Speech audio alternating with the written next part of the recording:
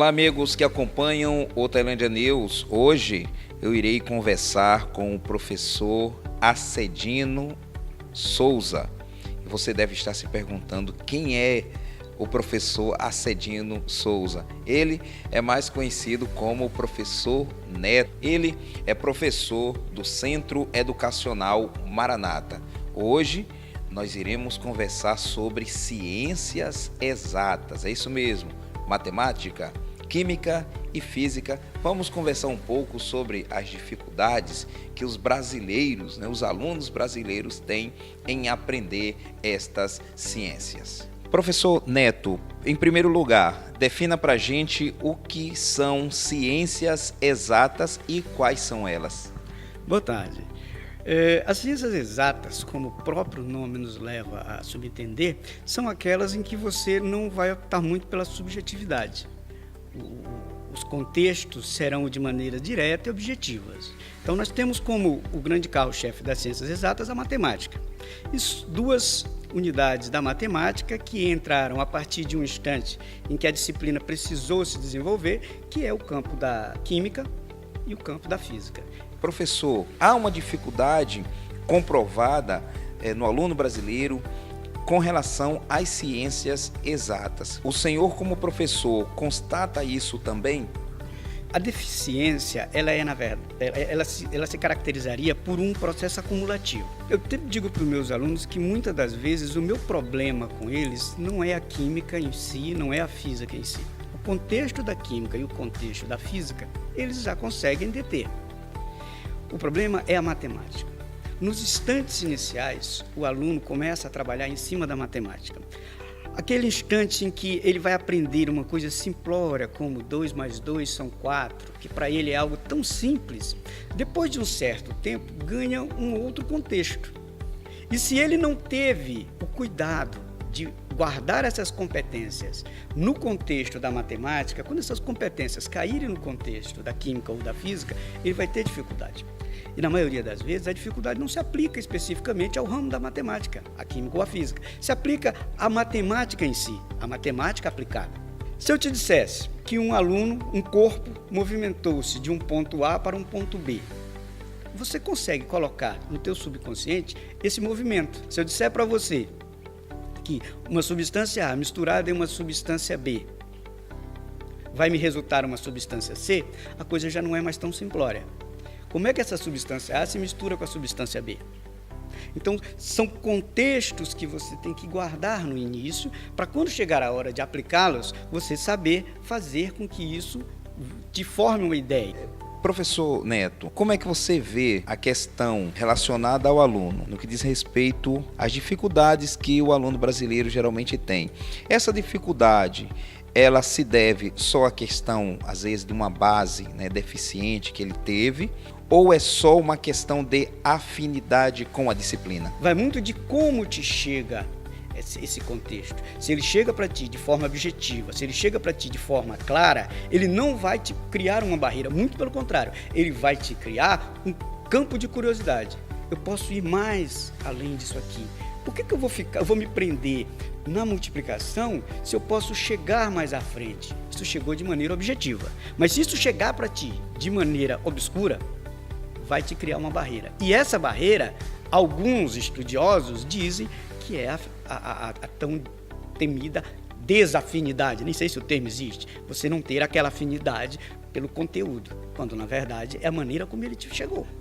Então, nesse caso, a metodologia que foi utilizada, principalmente nos primeiros passos que o aluno deu no seu processo educacional, vai exercer de certa forma, ou vai determinar, de certa forma, de certa maneira, o desempenho dele nessa ciência, que geralmente, por exemplo, dou aulas de história, de filosofia, de sociologia, e a reação é sempre a mesma. Eu odeio história, eu odeio sociologia, eu odeio filosofia.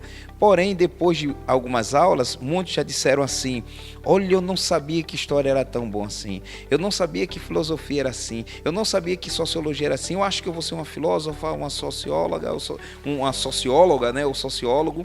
Então, aí a gente percebe que também a metodologia tem muito a ver com isso. Bastante.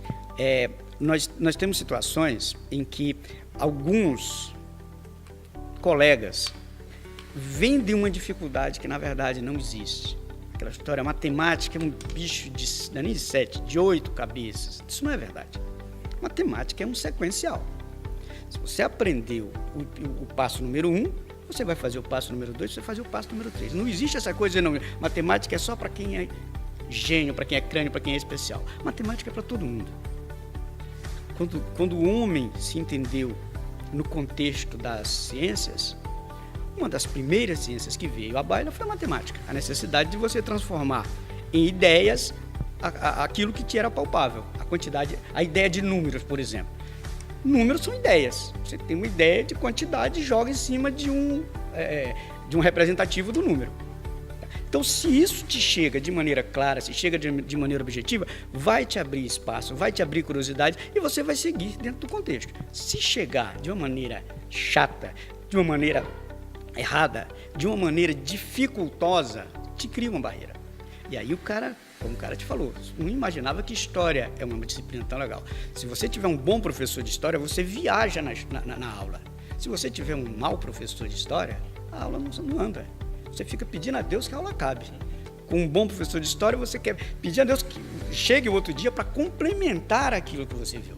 Então, tudo parte desse princípio, tá certo? Então, ok, professor, para a gente concluir, para o aluno de Ciências Exatas que nesse momento está nos assistindo, qual o conselho que você, como professor, dá para os nossos alunos que muitos deles tremem, se pelam de medo, como se diz no Nordeste, em relação às ciências exatas? Qual o conselho?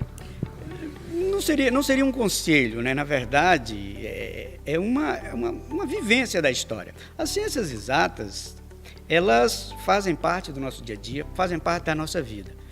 Nós aqui do Colégio Maranata temos muito cuidado com esse campo, porque o nosso foco principal, a nossa meta número 1, é as universidades, né? O aluno entra no Maranata e a gente já vai dando todos aqueles passos necessários para que ele, desde o 6º ano, vá se moldando em cima de uma situação que lhe é a situação fim, que nós sabemos que é vestibular. Não adianta nós enfeitarmos, nós fazermos a coisa de maneira irresponsável.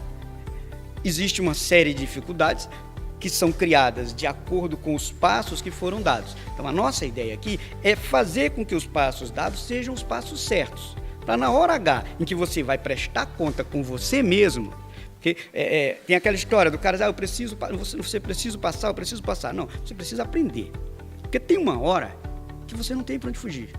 É você e você mesmo, que é a hora que você vai fazer a prova do vestibular. Hoje, por sinal, está sendo realizado o vestibular da FUVEST, um dos mais complexos do nosso país, um número de inscritos enormes.